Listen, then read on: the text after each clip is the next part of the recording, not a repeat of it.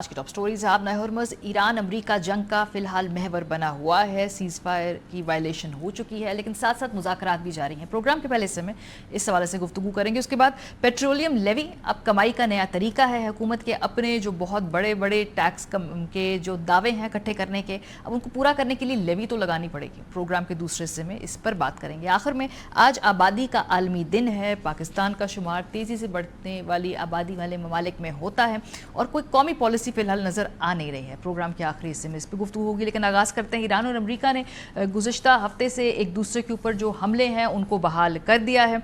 Donald Trump ने तो बाकायदा सीज़ फायर को ख़त्म करने का ऐलान भी कर दिया। उन्होंने एक ट्वीट की जिसके अंदर उन्होंने ये बोला कि चूँकि बातचीत कायम हम जारी रखने का हम आपस में फ़ैसला कर चुके हैं, इस पर हमारा इत्तेफाक है, लेकिन सीज़ फायर भी ख़त्म हो चुका है। तो एक तरफ मुज़ाकरात भी हो रहे हैं टेक्निकल लेवल पर, लेकिन सीज़ फायर भी ख़त्म हुआ है। ईरान ने इसका फिर जवाब दिया। उन्होंने कहा कि हमने मुज़ाकरात की कोई दरख्वास्त नहीं की है।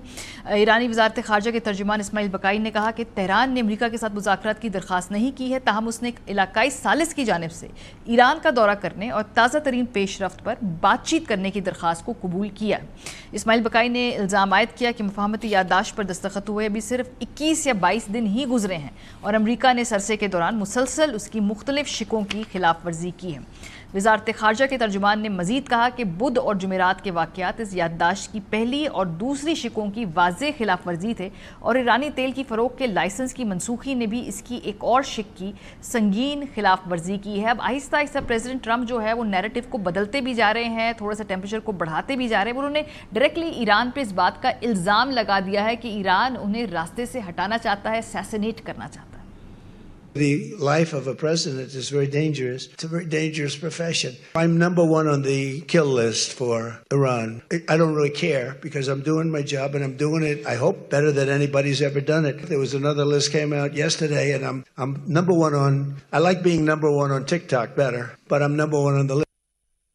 और अगर ईरान ने ऐसी कोई हरकत की, प्रेसिडेंट ट्रंप पे अटैक किया, तो फिर क्या होगा? इसका भी ट्रूथ सोशल पे उन्होंने जवाब पोस्ट किया। उन्होंने कहा कि अगर ऐसा हुआ तो हज़ारों ऐसे मिसाइल ईरान पे दाग दिए जाएंगे और फिर उसके बाद ये मामला रुकने वाला नहीं है। फिर दूसरी जानिब हमने देखा कि ईरान की जानिब से भी ट्वीट्स मज़ीद सख्त से सख्त हो रही हैं। जो वालिद के जनाजे के बाद मुश्तबा खामनाई ने एक बड़ा सख्त पैगाम दिया है और उसमें उन्होंने कहा है कि शहीद रहनुमा और गुज़िश्ता 2 जंगों के शोदा के खून का बदला जो है वो कातलों से लेना चाहते हैं। उन्होंने वाज़ेह किया कि ईरानी अवाम के दुश्मनों से शोदा के खून का इंतकाम लेना बिल्कुल यकीनी है और इंतकाम का मुतालबा पूरी कौम का है, जिसे हर सूरत में पूरा किया जाएगा। और जब तक ये होगा नहीं, कातलों की तभी मौत नहीं होगी और मुजरिमों का जो उनसे डील नहीं किया जाएगा, तो फिर ये मामला कभी रुकेगा नहीं। अब इशू ये है कि अबनाए हॉर्मुज़, जैसे हम पहले भी अपने प्रोग्राम में मुख्तलिफ डिस्कशंस में कहते रहे हैं कि ये इशू सेटल नहीं हुआ है।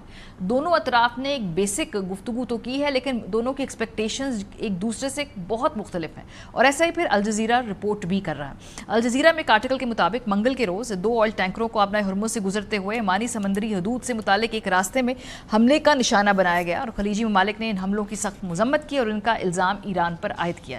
इसके बाद अमेरिका ने ईरानी सरजमीन पर हमले किए हैं, जिसके जवाब में तेहरान ने बहरीन और कुवैत को निशाना बनाया है। अमेरिकी सदर ने अब कहा है कि ईरान और अमेरिका के दरमियान तय पाने वाली मुफाहमत की याददाश्त ख़त्म समझी जाएगी। ताज़ा कशीदगी इस बात को जाहिर करती है कि अबनाए हॉर्मुज़ 28 फरवरी से शुरू होने वाली अमेरिका इसराइल जंग और ईरान के दरमियान तनाज़े का मरकज़ी मसला बन चुकी है।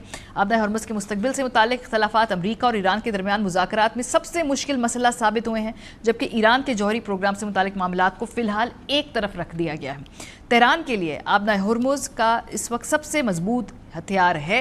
जंग शुरू होने के बाद से ईरानी अफवाज ने अबनाए हॉर्मुज़ में बारूदी सुरंगें बिछाई, बहरी जहाज़ों पर हमले किए और उसी गुजरगाह से होने वाली बहरी आमदोरफ्त में तकरीबन 95% कमी की गई है।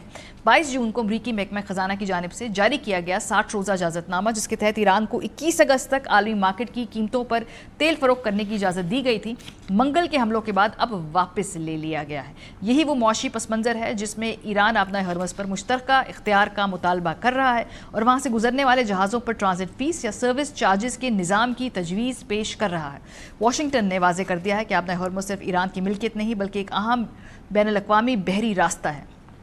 اس لیے ایران وہاں سے گزرنے والے جہازوں پر اپنی مرضی کی فیس عائد نہیں کر سکتا ہے۔ تہران کے لیے تنازع دراصل ٹول سے حاصل ہونے والی آمدنی کا مسئلہ نہیں ہے، کیونکہ رقم اس کی تیل کی آمدنی کے مقابلے میں بہت معمولی ہوگی۔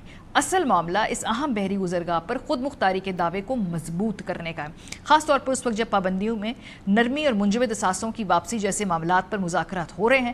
آبنۂ ہرمز ایران کے پاس دباؤ ڈالنے کا واحد حقیقی راستہ سمجھا جا رہا ہے۔